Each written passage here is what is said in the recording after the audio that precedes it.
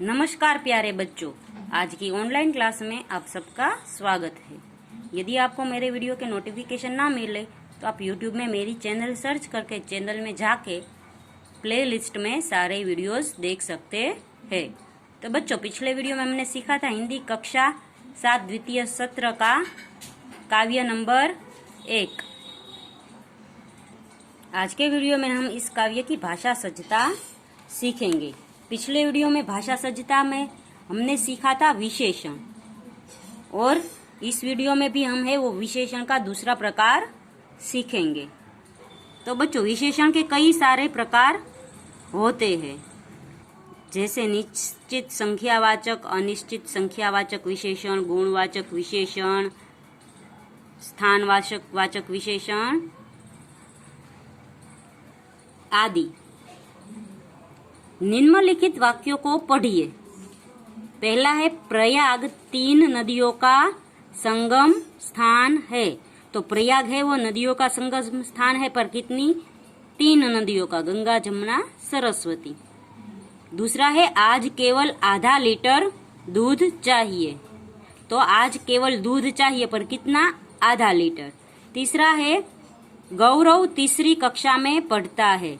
तो गौरव पढ़ता है, पर कौन सी? तीसरी। फिर है, सचिन वनडे में दोहरा शतक लगा चुके हैं। तो सचिन है वो शतक लगा चुके हैं, दोहरा शतक लगा चुके हैं, ये उसकी विशेषता है। फिर है, दोहरा शतक यानी 200 रन। पांचवा है, हमारे देश की चारों दिशा रक्षित है। तो हमारे देश की दिशाएं रक्षित है, पर कौन सी? तो के चारों। तो ये है 3, आधा, तीसरी, दोहरा, चारों आदि शब्दों को रेखांकित किया गया है। ये शब्द पूर्णांक बोध, अपूर्णांक बोध, क्रम, आवृत्ति और समूहवाचक संख्या का बोध कराते हैं। तो ये सब है 3, आधा, तीसरी, दोहरा, चारों, ये सब है वो हमें एक संख्या का बोध कराते हैं। और ये संख्या है निश्चित संख्या है। 3 यानी 3, दोहरा यानी 200, चारों यानी 4, ये सब है वो निश्चित है। तो हम लिखेंगे, जिस शब्द से वस्तु की निश्चित संख्या का बोध होता हो उसे निश्चित संख्यावाचक विशेषण कहते हैं। तो बच्चों, जिस संख्या में की विशेषता यह है कि संख्या में जिस शब्द का विशेषता के रूप में हमें बोध होता है उसे हम है वो संख्यावाचक विशेषण कहेंगे। जैसे यहाँ पे रहे 3, आधा, तीसरी, ये सारी संख्या है और ये संख्यावाचक शब्द है।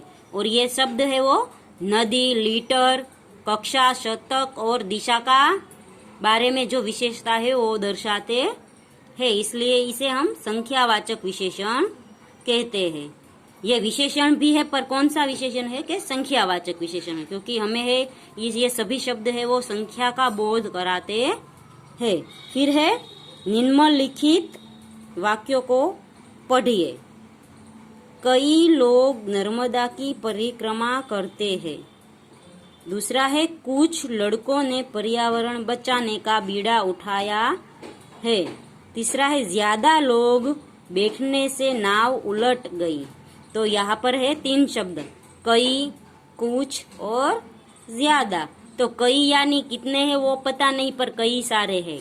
कुछ यानी थोड़ा कुछ है, कितना है वो भी पता नहीं। ज्यादा है यानी ज्यादा है, पर कितना ज्यादा है ये पता नहीं। उपर्युक्त वाक्यों में कई, कुछ, ज्यादा आदि शब्दों को रेखांकित किया गया है। ये शब्द अनिश्चित संख्या का बोध कराते हैं। तो कुछ, कई और ज्यादा है वो निश्चित नहीं है कि कितना है। ऊपर में तो निश्चित था, 3, आधा, दोहरा, चारों, ये एक निश्चित संख्यावाचक थी।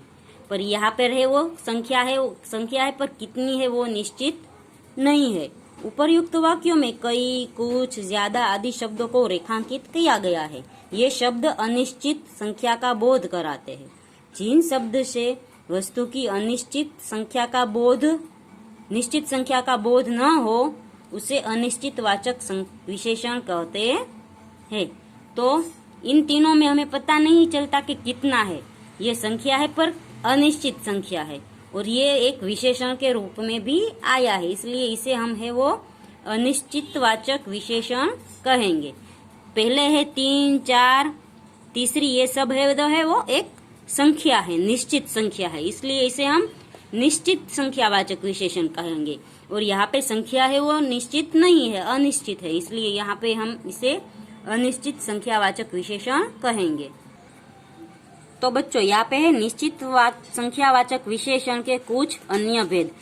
तो निश्चितवाचक संख्या के भी अन्य भेद है यानी उसके अलग प्रकार है। जैसे पूर्णांक बोधक, यानी जो संख्या पूर्ण है, जैसे 1, 2, 3, 4 वो सब संख्याएं पूर्ण होती है, तो ऐसी संख्याओं को हम है पूर्णांक बोधक संख्यावाचक विशेषण कहेंगे।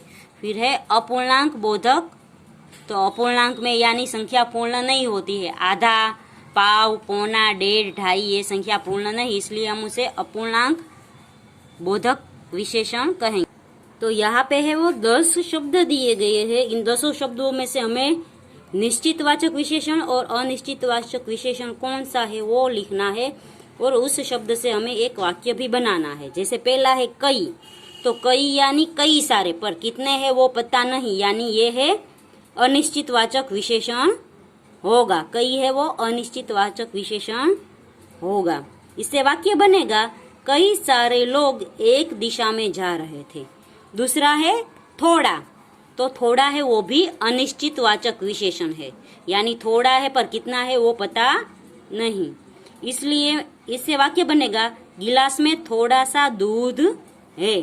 तीसरा है 50, तो 50 है वो निश्चितवाचक संख्या है, क्योंकि 50 है वो हमें पता है कि ये निश्चय है कि 50 रुपये है या 50 संख्या है, इसलिए इसे हम है निश्चितवाचक संख्या विशेषण कहेंगे।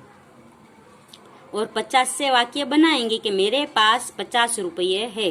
फिर है ढाई, तो ढाई है वो भी निश्चित है, तो इससे हम वाक्य बनाएंगे मुझे 2.5 लीटर दूध चाहिए, तो ये निश्चितवाचक में आएगा। फिर है 5 नंबर बहुत, बहुत है वो अनिश्चित है, क्योंकि उससे पता नहीं, बहुत है पर कितना है वो पता नहीं, इसलिए बहुत है वो अनिश्चितवाचक विशेषण में आएगा। इससे वाक्य बनेगा मेरे पास बहुत सारी चीजें है या वस्तुएं है। फिर 6 नंबर का है कुछ, कुछ है वो अनिश्चितवाचक विशेषण होगा, कुछ यानी कितना है वो पता नहीं। तुम्हारे पास कुछ है, इससे एक वाक्य बनेगा। फिर दूसरा वाक्य भी हम इससे बना सकते हैं कुछ रुपये मुझे दे दो। फिर 7वां है चौगुना, तो चौगुना है वो निश्चित है, चौगुना यानी 4 गुना, तो यह है निश्चितवाचक विशेषण है। मैंने आज मेरे हिसाब से 4 गुना कार्य किया, ये एक वाक्य बनेगा। फिर है 8 नंबर का चौथा, तो चौथा है वो भी निश्चितवाचक विशेषण है, तो मेरा कक्षा में 4था नंबर आया, ये वाक्य बना। फिर 9 नंबर का है ज्यादा, तो ज्यादा है वो अनिश्चितवाचक विशेषण है, तो इससे वाक्य बनेगा मेरे पास ज्यादा काम नहीं है। फिर 10 नंबर का है चारों, तो चारों है वो एक निश्चितवाचक विशेषण होगा, तो चारों दिशाओं में भगवान का वास है, इससे हम एक वाक्य बना सकते हैं। तो बच्चों यहाँ पर है वो अनिश्चितवाचक विशेषण और निश्चितवाचक विशेषण, या हम कह सकते हैं अनिश्चितवाचक संख्या विशेषण और निश्चितवाचक संख्या विशेषण है, उसका टॉपिक पूर्ण होता है। अगले वीडियो में हम है वो दूसरा पार्ट सीखेंगे। तब तक के लिए गुड बाय, टेक केयर।